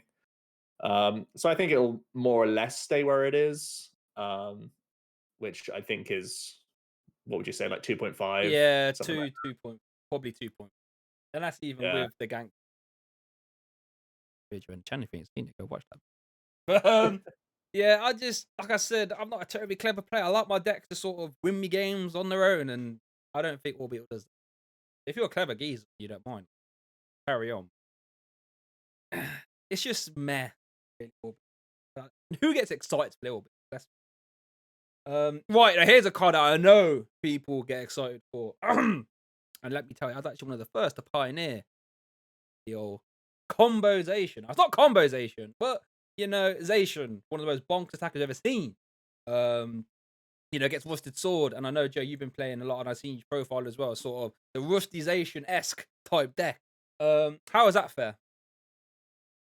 Um, it hates Victini coming out, and I Oh, think it yeah. actually trades quite badly into Rapid Strike as well. Yep, I can see that. So I don't think it likes any of the new decks coming out. It Rustization just loves tag team matchups more than it enjoys VMAX matchups. Yep, Possibly Escape Rope again gives you those aggressive prizes. You know, if any decks just sat there with a ROM prize in the active, if it's like a Volk or if it's a Jirachi or anything like that, um, just roping that to take the free to Dene or take the evolving V Pokemon is obviously going to be very good for you. Um, but I think I mean, I don't think Rustization is all that strong. The stats don't have it as one of the highest decks, so I'd put it around like that 2.5 kind of tier. I think there's much better Zation decks you could be playing. mhm, So yeah, that's kind of where I have it. There's there's still big changes with the list going on. It's still like kind of fresh, and we don't know the perfect 60 yet for straight Zation. So maybe that even comes out in Players Cup 3, right? If people have been perfecting it since it's come out and actually see a reason to play it, it could do well. But the stats right now behind the deck has it negative into like almost every matchup that isn't a tag team. So oh, yeah, well, so those are pretty damning figures. But at the same time, the online data was everyone just picked up Rustization and threw together whatever list they had with like no testing just because they want to play in online tournaments. yeah. So the data is kind of misleading. And if someone's actually ironing out a good 60, it could surprise us for at least Players Cup 3.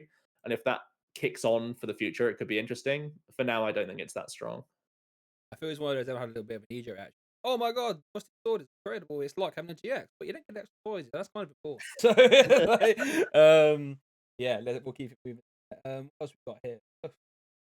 Alright, let's keep it moving. So I have a Rillaboom and a Rillaboom VMAX. I'm not gonna lie, I couldn't be bothered to change it to an Eggrowl. So this is essentially Eggrowl. A deck where I feel it's never gonna fall off. Just not. It's a bit meh again. Is that a fair assessment? Meh. Yeah. Like what?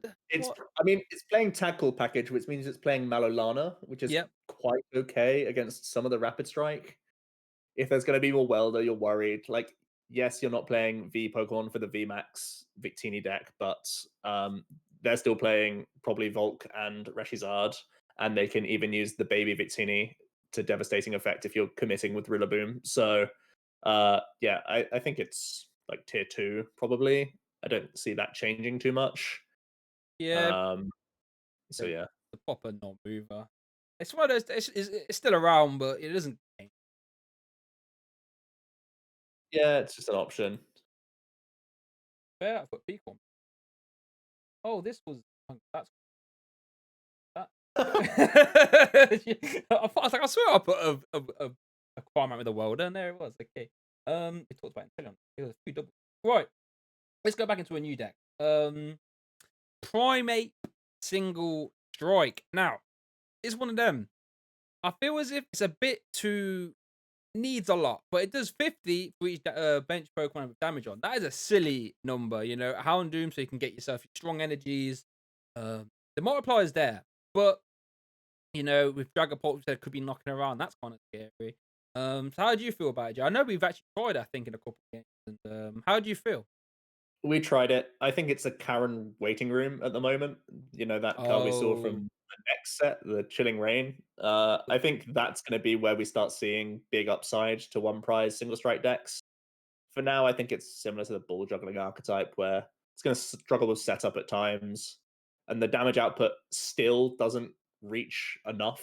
I don't think. yeah, So yeah, I think it's just kind of inconsistent, and the upside's not there yet, but it will be once we get Karen, which that's when we can take a second look at this. Really, yeah.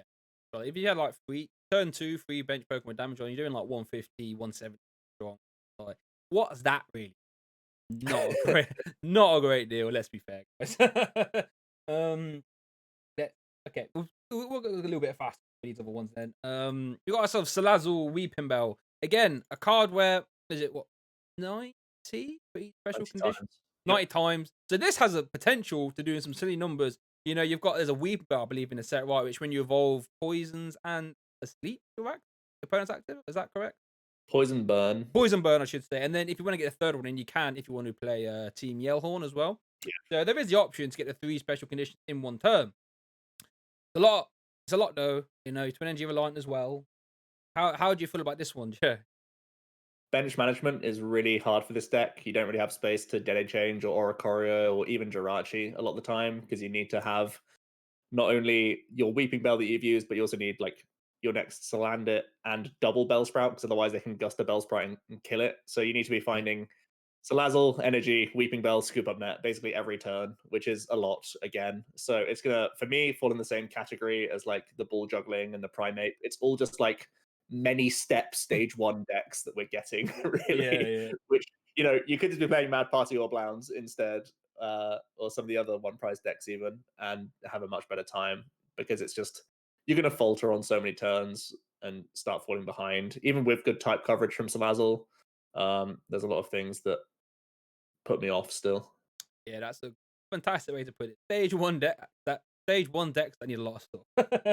Yeah. And funny enough, they will find themselves at 3. So let's change it a little bit then. How about a stage 2 deck that needs a little bit? We've got ourselves Leon's Charizard. Again, I don't think it particularly gains a great deal for battle style type, maybe level. Just I level don't ball, think. I think, right? Is that a needle mover, Joe? I imagine not. No. No, not at all. So you think 3.5 or lol? It's the same tier, basically, right? I'm lolling it.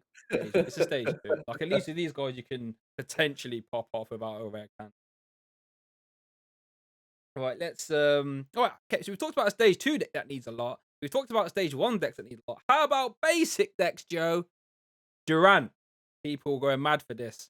And I wasn't as hyped, to be fair. This is not Durant from back in the day, fellas. That didn't need a DC or Twin Energy. That needed one. No. Different meta back then. Different meta back then. So everyone that's saying this is the return of the Mac, it's not. Joe, have I missed something here though? I don't think This is lol tier for sure. 100% lol tier.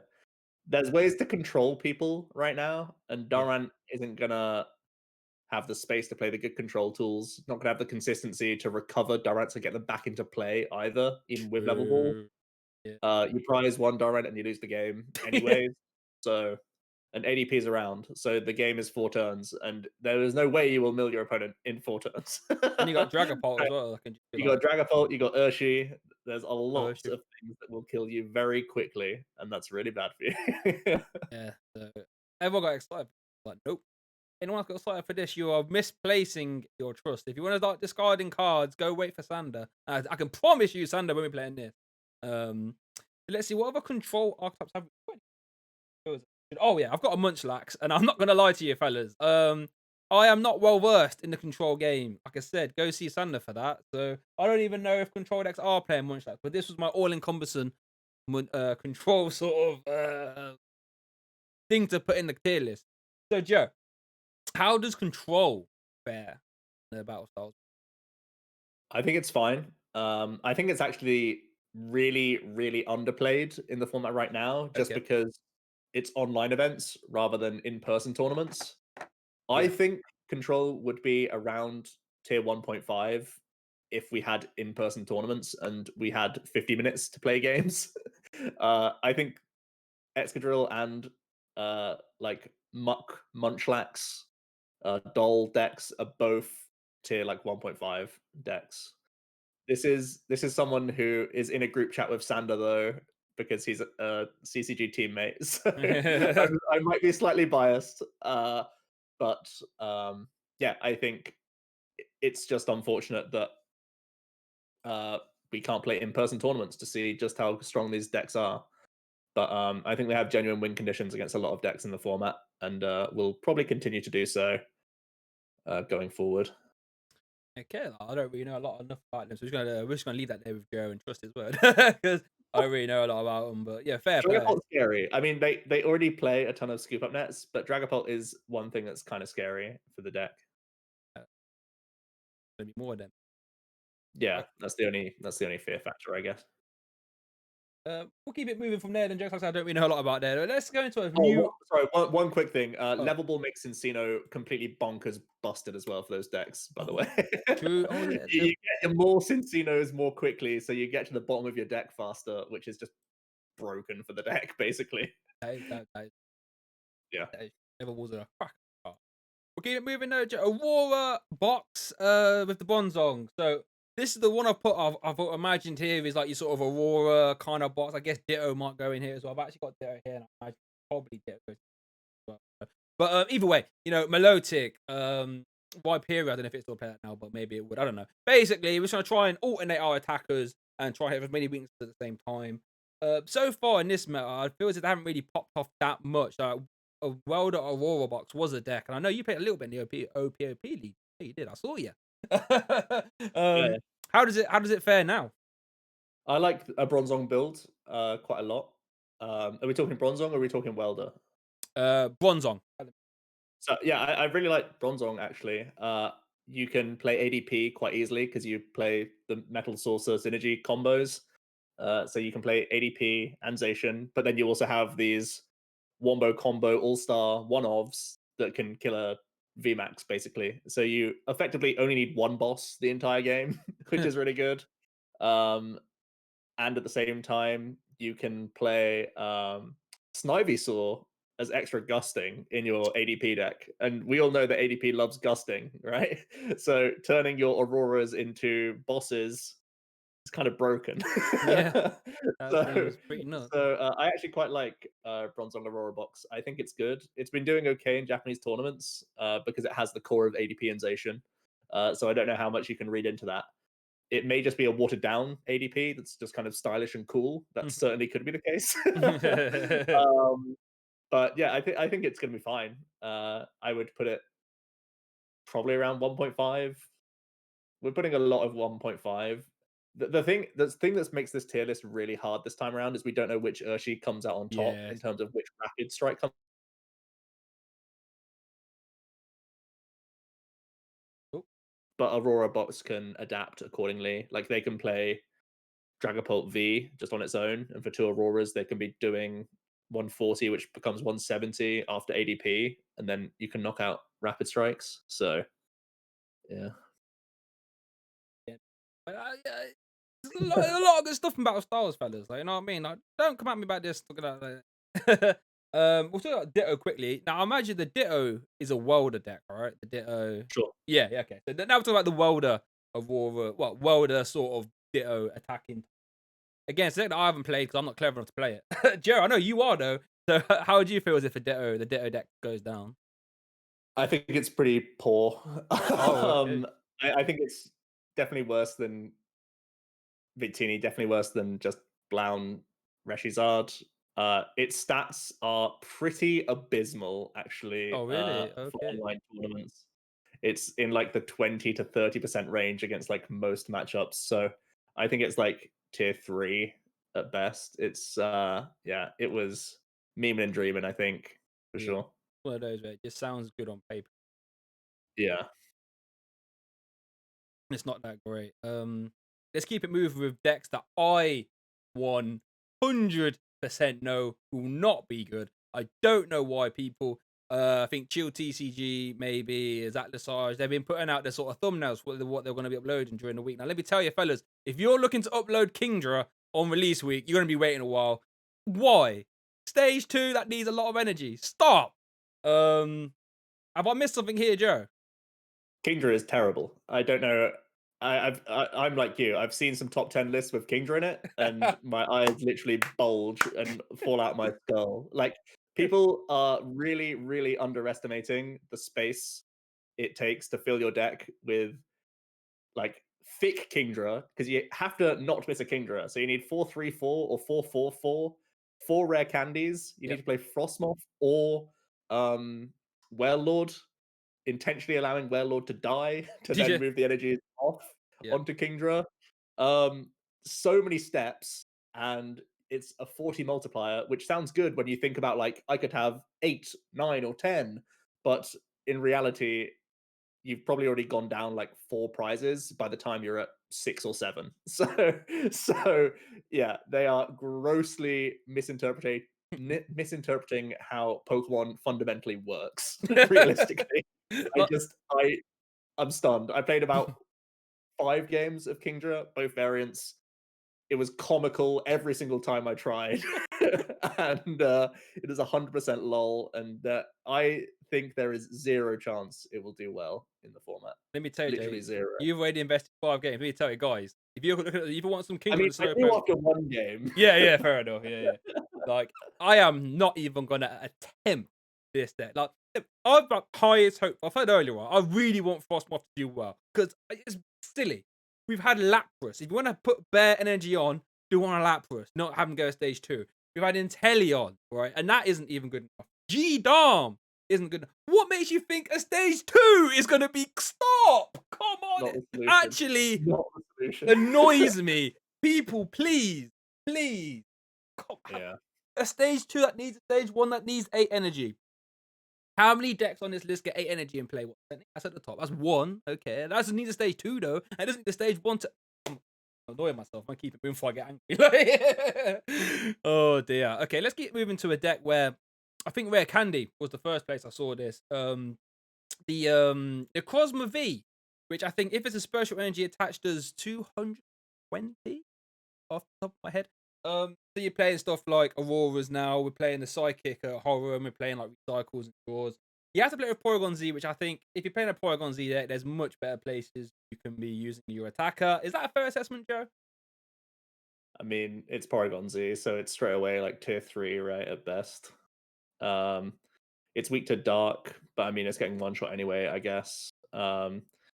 It's a Psychic type with Fighting Resist, which is an upside. But yeah, you're trying to build up stage 2s, and that's probably going to be messy in a lot of situations. Yeah, like we just played. I think if you're playing a stage 2 deck, the upside has to be immense. I don't think 220 on a 2 prize end is let's say that when that thing that Pokemon goes down the Necrozma, right? You're now down 2 of your colored energies. If you want to go find yourself another Necrozma, you have to find 2 colored energies as well. Seems a bit asking a lot. I think if you're playing Porygons, you're playing Salamence or playing Cramorant, beating the VMAX, maybe. I don't think. Wait. Dumfan Joe.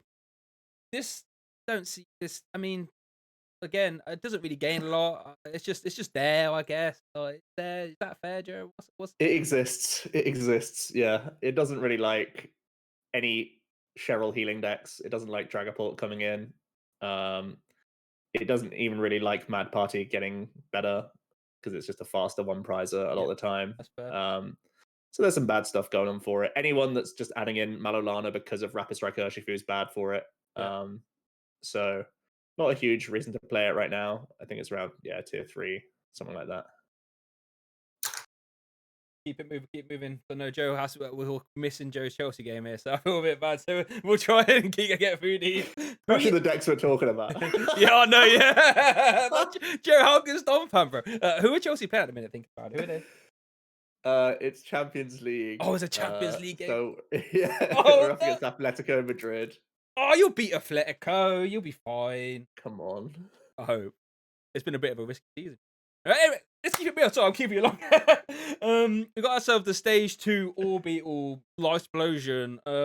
Again, it's a stage 2 deck. I don't think any stage 2 are going to be that great. I don't even know what you're plucking out with this. What would you pluck out if you're playing this, Joe, first of all? So to get extra value, you need more energies on the active, right? So you need to play something with boost energy compatibility or with welder compatibility, right? Yep. So it's only limited to like fire stage 2s. I don't even know what good boost energy stage 2s there are. So yeah, I think it's really, really poor. Like maybe you make Cinderaces or you make like Charizard, something like that. But it's a stage 2 to make more stage 2s, which is just never going to work, right? Yeah, and it needs more. Oh yeah, I forgot it needs more energy. Warming. You put 2 range on your active one and it dies, then what? Moving. Colossal. Now, Colossal might fall. I think initially people aren't gonna play Colossal. Actually, they got these 2 big panda beefcakes. But its core inherent things it's doing, I guess. It can still do those things. It probably doesn't well still. So, is there any reason to play Colossal VMAX after Battle Stars? Well, I mean, it doesn't hate the amount of psychic, like it's not caught in the crossfire of Urshi, which is nice. So you can have the benefits of being a fighting type without the weaknesses that most people are targeting, which is kind of cool. Yep. You do require a Rangaroo in play a lot, which is kind of bad against Urshifu because they can just ping off your Crobats, Denes, and Orangaroos, and you basically can't self-sustain without Guru, so you have to feed them the free prizes like all the time, which is kind of rough. You don't like Victini just grinching you down early. And you would prefer Pikarom and Eternatus to be the most played decks to give yourself a reason to play Colossal. So I'd say probably like tier 2.5, something like that. Yeah, poor little geezer. Oh, I was going to say. Oh yeah, it reminds me a lot of. Do you remember? I can't remember what worlds it was, but I think Zygarde Lycanroc had a decent placing just because it was a fighting type that wasn't weak to Psychic at the time, I believe. Yeah. So you still get it, and I reckon it could sort of fill that role. But Zygarde, if anyone doesn't know, Zygarde Lycanroc didn't really hang around a lot. It was a sort of a one-time good. People learned Buzzgarb Shrine at that point, though. Yeah, so yeah. This is the meta moved on. Oh god. Boring deck to play against that one. No abilities, no multi prizes. Yeah, keep him. Let's keep moving to Koko VMAX. Now, Joe, I was actually really excited for Koko VMAX, but then we played and I realized it needs quite a lot as a greens deck. So maybe it's not good as a greens deck. Is there any reason to play ability though, or are there just too many other lightning pokes? I don't think I'd play it as an ability-based deck. And yeah, it's hard to justify as a greens. If you want to play greens, you could just play Choo Choo now that you have more switch outs with ropes.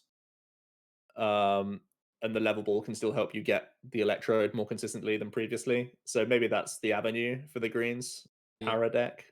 But yeah, I don't think this is that good. People will try it with Omastar. People will try it with all this other stuff. I don't think it's going to be that strong. Yeah, 3.5 is fine, I think. I let my natural speaking of natural intuition, I'm going to have to change the picture, but I imagine we're going to be done talking about it before we actually get to change it. Charizard VMAX. I don't know what. I'm not going to lie. Is there any reason to play Charizard VMAX? No, none. I even Have I even put it in the folder? Close that. You can stay and log. Yeah. Right. Cherim decks, Joe. Now, I like these stage ones that flood energy. The ability itself is bonkers. Um, but I just don't think there's a good place to attack on. Until that happens, I don't see if we can play Cherim. As much as it burns me to say. Have I missed something there though, Joe? Have I missed something? No, there's no payoff for the deck at all. If you're going to try and play some like Glimwood Tangle, Kartana, or Maractus, like good luck to you, and like that's going to be fun and stuff.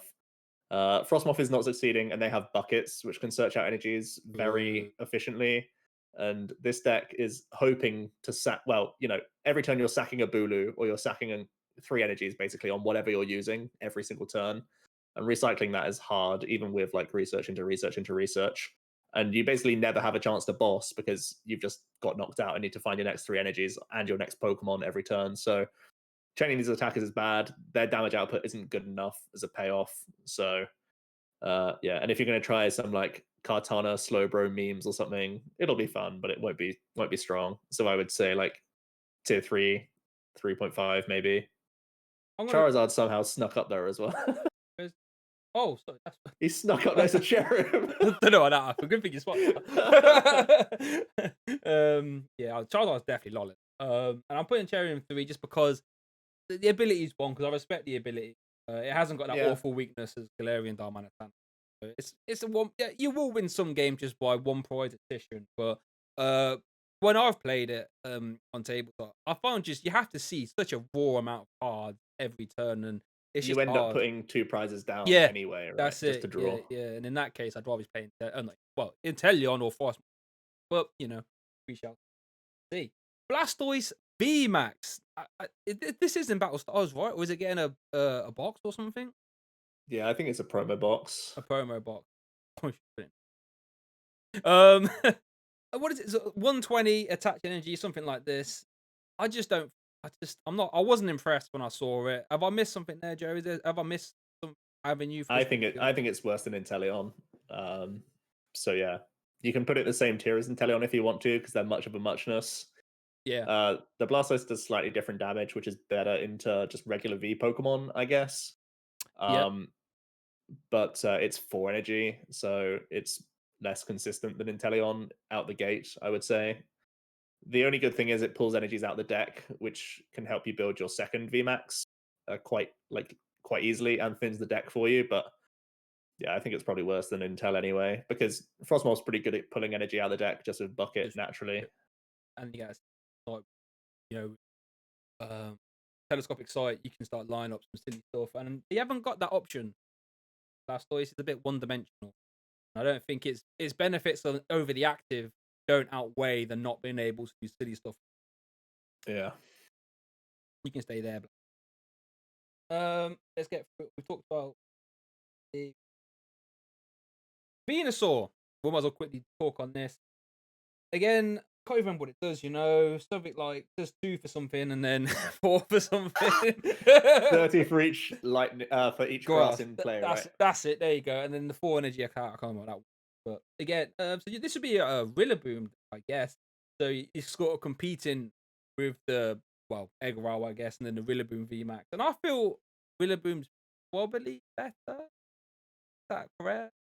Probably is. Yeah, probably is. You need to really go Omega mode with Rillaboom to do meaningful damage. You could try and play Cherim and attach to everything but Venusaur to then just have energies everywhere.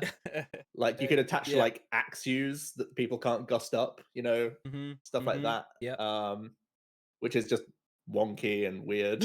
Yeah, that's so quite bad, I think. Like 3.5 or lol. It's also weak to fire. Oh, there you go. One deck, I guess. But Mewtwo is a different deck to big one, so I guess we have to talk about. It's a deck I haven't really played that much of. I know it sort of had its one of the tournaments, didn't it? I know some high level players playing it, including yourself. Does Mewtwo gain anything? I mean, I guess it's psychic types. That's kind of cool, right? Typing's fine. There's obviously no new GX Pokemon being printed, so your toolbox doesn't change in terms of attacking threats. So it's pretty much the same as it was. I mean, Possibly there's a bigger lean towards it over regular Pikarom if we think hammers are getting worse, which Okay. they may be, they may not be. Like Urshifu can function without hammers, Victini can function with hammers. Uh, even if they're hitting heads, if Mad Party's seeing more play, it can still function. So if hammers are getting weaker, people will move more towards the toolbox rather than crushings in a regular Pikarom. That's really all it is to it. I would probably put it on a similar level to where Pikarom is now, in at tier 2. Yeah. And just for time's sake, I would say the welding build will be in a similar spot to that as well. I like Welder Mewtwo's typing going into this format quite a lot. So that's a big selling point, I would say. Yeah. Well, it's just a strong sort of start, isn't it? It's turn 2 for 300 never a bad thing. I've got a Bronzong Mewtwo there. I don't know if that's different to the Bronzong or how does that So go? yeah, I mean, this is similar to the other two Mewtwo variants, but you're trying to use Zacian Saucer as your acceleration Oh with yeah, yeah. Bronzong Okay, yeah, to I know one about help you now. heal. Yeah, yeah, yeah, yeah. So I think it's probably worse than Aurora. Maybe it's similar as Aurora because just the V box. I Yeah, mean, yeah, yeah. because the Mewtwo can still be using Alter Creation quite happily. Mhm. So it could end up being similar or better. It depends on that type coverage, really, because Mewtwo out the gate is scary. You'll probably end up having to play your own Jirachi GX, which eats into bench space, Oh, nice. alongside a Bronzor, which eats into bench space, all that sort of stuff. So there is some vulnerabilities there. Um, it could be fine, though. Like, I'd probably put it into 2, maybe. I think it's worse than the regular V box, Yeah, just because you get caught in this weird typing crossfire. this seem a bit free boys. Opening Mewtwo awfully scary. Like ADP being weak to fairy is just broken, I think, comparatively. Like, it's much yeah. safer to be an ADP than it is to be a Mewtwo in the active spot.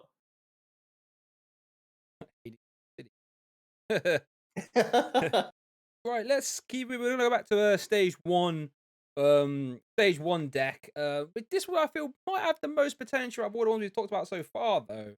Um, Mineshaw. Now, from what we've been talking, Mineshow's a pretty good card, right? Does 90 shove itself back in and confuses your opponent. But there's gonna be so many switching options now. Makes me wonder how often that confusion will matter. But hit and run decks are always good. They're never bad, in my opinion. Is this one of the better hit and run decks, Joe? It's a mix. It's falls somewhere between Beheeyum and Greedent, which is a bad place to fall between, I think. Yeah. So No, I would no, I would put this at 3.5, probably. So yeah. I mean the damage output is basically Beheeyum, right? Oh sorry, it's Greedent damage, yeah, but with some minor annoyance into the active. So sometimes your doll isn't knocked out, or sometimes Altaria's not got hit. If they're playing a one prizer, you can do the 90 and confusing like could knock themselves out kind of thing. yeah, We know that Altaria Walls is like reasonable, but I don't think Mian Chao's like that big of a payoff. yeah. One of those. I was more excited when I saw it than when you actually. Now, one card that I I feel as if since it's been printed, Sword and Shield, it's had so many different little buffs, and it still hasn't quite got that crazy. EXP share might, that's it, said though, might be the card it needs. We're talking about Sableye V now, Joe. Come on, Oh yes. come Oh on. yes. I love an EXP share. And Sableye's a good abuser for it, right? Yeah, probably the And best now. I think the closest Sableye ever got to being good was this really weird mash that was built by Philip Schultz, and he built it with Cinccino's and Roxy Weezing. Okay. And Cinccino gets much better with Level Ball, and Sableye gets much more reusable with EXP share. So maybe there's a small outside chance. I'm still worried about healing in the format. Mm-hmm. There's still going to be goggles out there, which is Yep. a yikes. So never going to set the world alight, but possibly like a tier 3 deck, I think, is a safe place to put it. You're still a very fragile V Pokemon, which ADP will body and stuff like that. So also things to dislike, but better than it used to be. Yeah, no, I think 3 is fine. It has to prove to me that it's gonna be if it wants to go up. Yeah, But a 60 times multiplier that adds up ridiculously fast. So, it does. and EXP share was by far the card it missed the most. Right? Because it's just 2 straight darks. You can't accelerate. It's that simple. Or you carry turbo patch, but you want to rely on flips? Probably not. So EXP share is the card that is missed for the longest of time. And so now we're going to see the potential of Saber. Sure. One other card I think we've probably not got the potential of though is the Colossal stage 2 class. Out of all the stage 2, well, I guess probably. Any reason to play Rillaboom stage 2, Joe? No. Nah, No. lol. LOL. Ooh, hang on, let me assess. Come on, what's the benefit of him? Oh, Sandaconda Warriors. I'm putting it. I can't. I'm too attached. I'm sorry. We'll pretend we were talking about an Urshifu Colossal, and we'll allow it. Okay, fair enough. Fair enough. We have some more Sandaconda to talk about. This the one at the 60 for each energy. Now, do you remember the betrayal I had by this one, Joe? When I played Yes, you, yeah. Tanky Bolton. Yes, Tanky Bolton, very good. Oh, I'm gonna upset things. Right. Greens, this guy's top 7, I think, or top 6, 61. Joe, lol. talk to me. Lol. We'll lol it. We all know it's a lol, right? We got excited.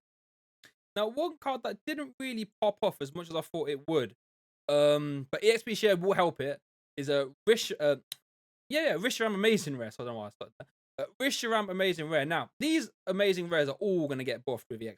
In theory, we haven't talked about Tool Scraper much, so it might not be played in the crazy high count. 270 is probably the best Amazing Rare. It's better than LOL, right? How does it see play now? I mean, outside like the one of Koko Pop plus the Welders that you play, plus the other energies that you play. How is that just it? Do you just rely on those? and And your patches. Yeah. Okay, fine. I mean, you're a fire type and you hit 270 base, right? Yep. 270. Not the worst number, especially if Mewtwo's around in good numbers. EXP share is a big buff for this deck, to be fair. I would still put it like around 3, probably. I still think the energy cost is wild, and it's hard to draw the right ones every single turn. Even when you synergize it with the stadiums and stuff like that. So probably a wacky tier 3 deck that punishes the VMAX, the tag teams that are still in the meta. I was thinking, are there any Amazing Rares that have grass and colorless? You can cherry them. I don't think there is. Rayquaza? Rayquaza has 1 green, yeah. Oh, but that attack you want loads of. Man, they really stitch you up with these Amazing Rares. How they manage to give us They're collector cards. Oh, but man, I love colourful things. Like, look at my wardrobe; it's all colourful. Like, how can there not be one? Just give me one, man. Like, Raikal's the closest, and you need a good few turns for that to be good. Oh dear. Right now, even though I love colourful things, a lot of people hype this card. A lot of content creators play this card, and I don't think it's good. I don't want to bother. Amazing Rare Yveltal, Joe. See ya. This is an hour of content at best. Yeah, that's it. It's one video for us content creators, and that's about it. Well, yeah, if you're on that daily video, go on. You're gonna have to touch it. $3 of revenue right there. That's what Yveltal is. You ain't catching me. I ain't that desperate for that $3 as well. You know what I mean? Whimsicott. This had such a surge at one point. This fell off. Why is that, Joe? I mean, I imagine how Dragapult's knocking about. That's not great. Is there any reason for a resurgence?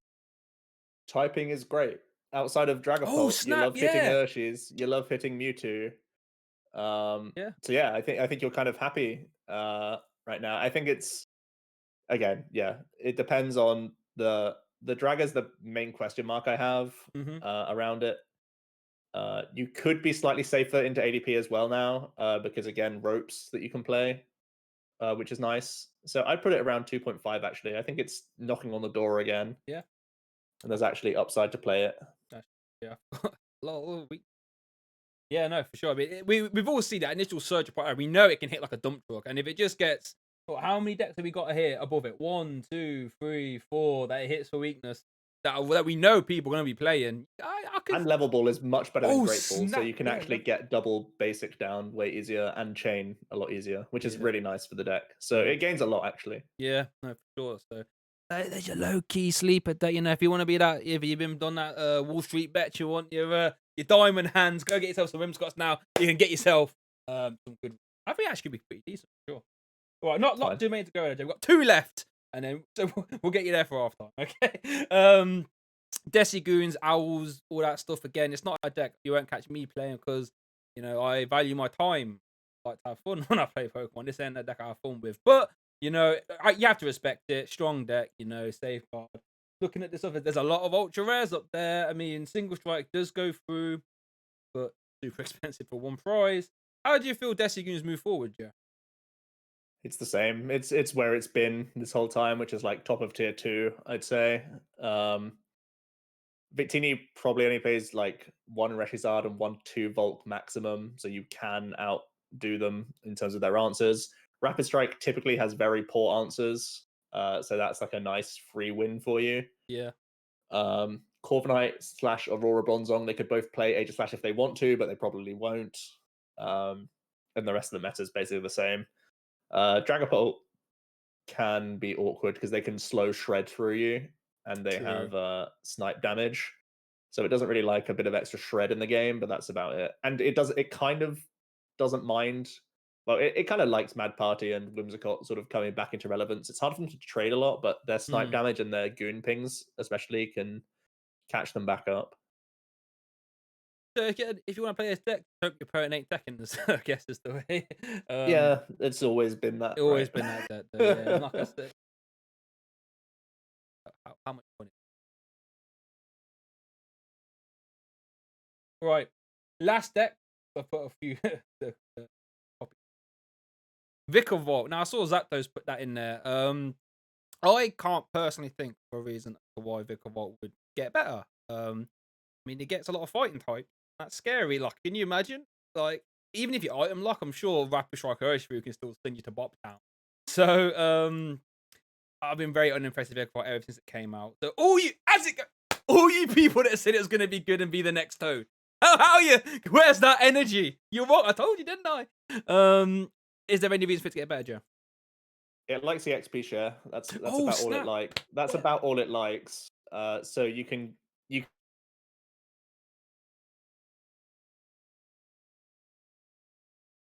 90s, but you're still trying to do that same like buy time, hope that hammerheads plus lock is annoying sort of stuff, which I don't think is that good. So like tier 3 probably, I still think. It has got damage. Like Toad was knocking on the door with a laser bang a lot faster than what 50. Look at this top tier. So we've got 300 plus here. Corviknight, you can just attach Corviknight once a turn and threaten. Right, so that is that.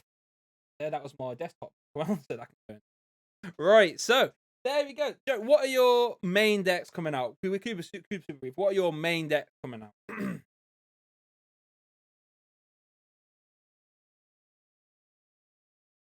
Oh, hello?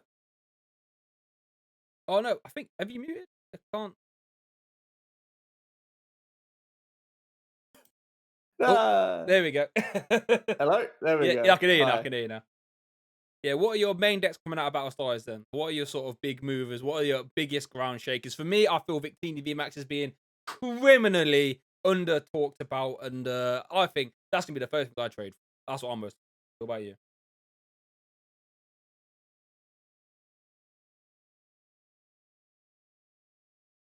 Hello? I lost you again. There you go. Oh, Okay. sorry. I said basically that Victini VMAX is my most slept on deck in my Yeah. opinion. Do you agree?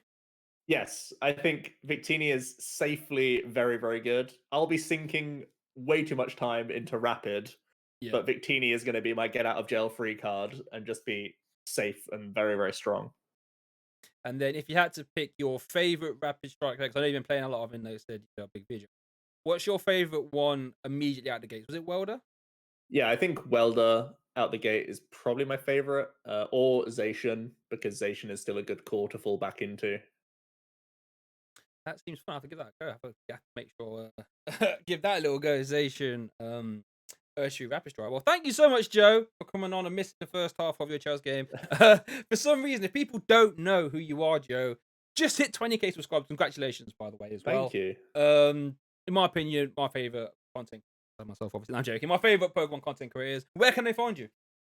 So Omnipoke on YouTube, Team Omnipoke on Twitch and on Twitter and all that good stuff, and on Facebook as well. So yeah, pretty easy to find, I should think. And if you're watching some of the Players Cup streams, they'll catch you as well, won't they, Joe? Hey! Yeah, casting some Players Cup 3. Did you make it through to regional finals, Shay? Did you play? I haven't played it. Oh, fair play. I didn't. There was We've no. checked out and we're in Battle Styles mode. Yeah. Essentially, like, there's a reason why I don't do deck profiles until Battle Styles comes out. Like, he wasn't catching me doing 50 tournaments this format, unfortunately. But yeah, so make sure you go check Joe out. He'll be commenting. Thank you guys for watching as well. It's going to be like what, pushing a 2-hour video.